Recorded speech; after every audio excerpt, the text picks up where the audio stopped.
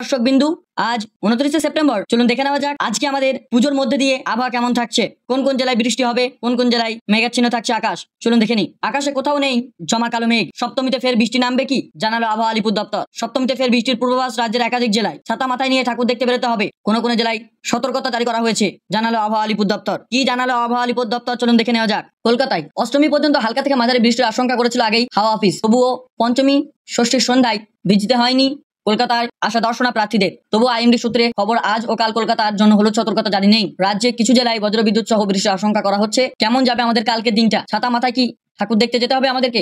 কি জানালো আবহাওয়া আলিপুর দপ্তর চলুন বিস্তারিত দেখে নিই। আইএমডি সূত্রে খবর, আজ 29 তারিখ সকাল 8:30 অবধি যারা হলুদ সতর্কতার আওতায় থাকছে তারা হলো দক্ষিণবঙ্গের হাওড়া, 2 চব্বিশ পরগনা, 2 মেদিনীপুর, ঝাড়গ্রাম ও পুরুলিয়া। এবং আগামীকাল 30শে সেপ্টেম্বর সকাল 8:30 অবধি দক্ষিণবঙ্গে, সকাল 8:30 অবধি দক্ষিণ 24 পরগনা, 2 মেদিনীপুর, ঝাড়গ্রাম বজ্রবিদ্যুৎ সহ বৃষ্টির হলুদ সতর্কতা থাকছে। সেই সঙ্গে আগামী এই 32 ঘন্টা 30 থেকে 40 কিলোমিটার বেগে ঝোড়া হাওয়া বইবে। আজ অর্থাৎ 29শে সেপ্টেম্বর সকাল 8:30টার পর দার্জিলিং, জলপাইগুড়ি, কালিম্পংকে বজ্রবিদ্যুৎ সহ বর্ষণে প্রবল আশঙ্কা থাকছে। পিছু ছাড়ছে না নিম্নচাপ। অষ্টমী পর্যন্ত হালকা থেকে মাঝারি বৃষ্টির পূর্বাভাস রয়েছে।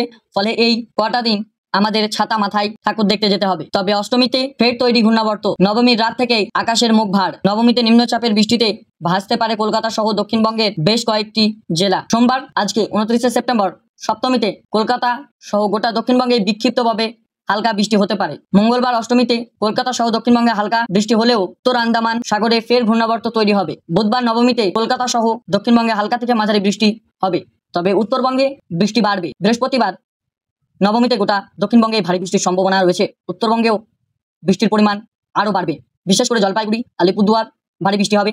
শুক্রবার একাদশীতেও কলকাতায় মাঝারি থেকে ভারী বৃষ্টির সম্ভাবনা রয়েছে। পশ্চিম মেদিনীপুর, বাঁকুড়া, পুরুলিয়া, পূর্ব বর্ধমান, পশ্চিম বর্ধমান, বীরভূম ও মুর্শিদাবাদে ভারী বৃষ্টির সম্ভাবনা রয়েছে। এই ছিল আজকের আবহাওয়া পূর্ণাঙ্গ আপডেট। ধন্যবাদ।